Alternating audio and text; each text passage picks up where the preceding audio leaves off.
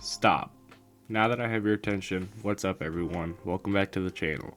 Today we're talking about one of the most controversial Call of Duty releases in years, Call of Duty Black Ops 7. And the big question everyone keeps asking is simple. Is it worth it? After all the hype, all the pre-release teasers, all the talk about Treyarch going back to its roots, and the community arguing nonstop on social media. The game is launched and players are split. Some say it's a breath of fresh air, while others say it's an example of Activision doing the bare minimum. But after putting in a ton of hours across campaign, multiplayer, and zombies over the last month, I think I finally have a clear answer. And today I want to break down why yes, COD BO7 is worth it, but not for the reasons you might expect. Because here's the thing, the campaign is bad. Not in a glitchy, unplayable mess kind of way, but in a wow, we've taken a step backward from storytelling and emotional impact. This series used to be known for kind of way. But while the campaign stumbles hard, the game makes a massive comeback in multiplayer and zombies. The two modes that honestly keep Call of Duty alive year after year.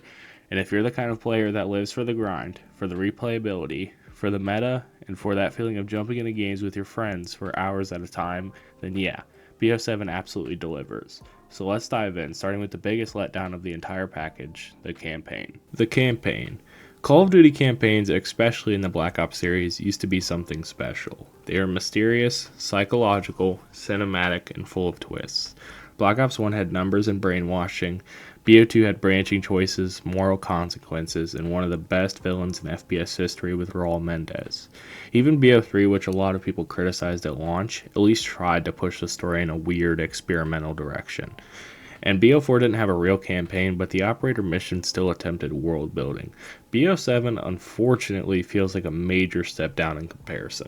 The problem isn't necessarily the gameplay itself. It's polished, it's smooth, the set pieces are fine, but the writing feels flat, the pacing feels rushed, and the entire plot feels like the studio played things way too safe.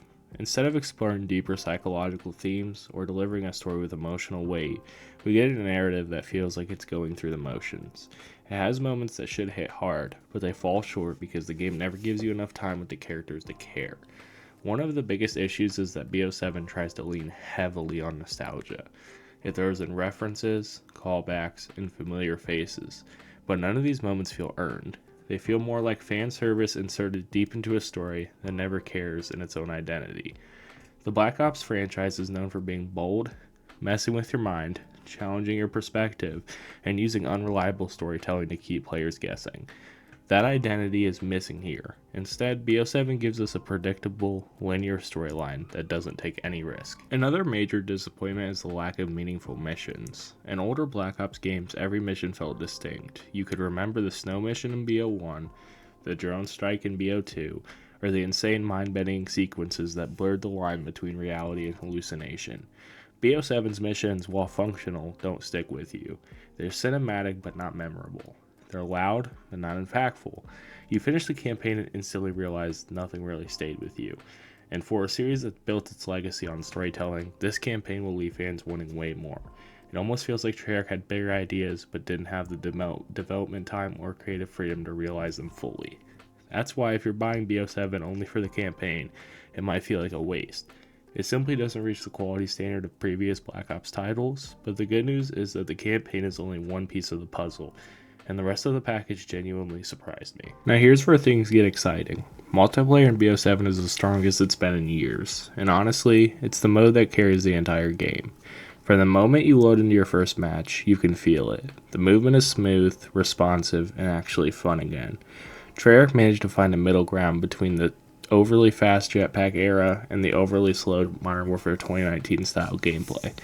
BO7 finally feels like a Call of Duty that respects both casual players and competitive players at the same time. The gunplay is extremely satisfying. Every weapon has its own personality, from the snappy SMGs to the heavy-hitting ARs to the punchy shotguns.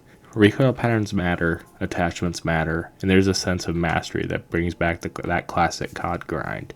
And instead of trying to reinvent everything just for the sake of change, Treyarch kept the core simple. The maps are another huge win. They're colorful, readable, and built for fast pacing and constant engagements. No more running for 20 seconds just to get shot from across the map. No more overly open designs catering to slow play and long range campers.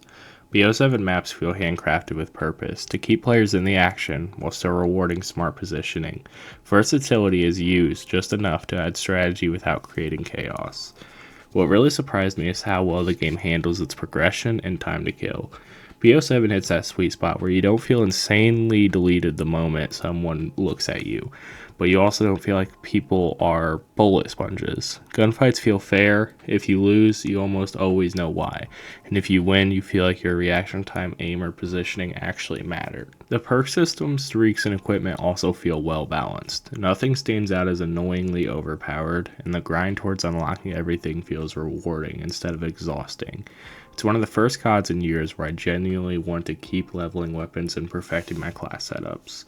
On top of all that, skill-based matchmaking, while still present, is noticeably less suffocating. You aren't punished for having one good match. You aren't thrown into sweat-filled lobbies every single game.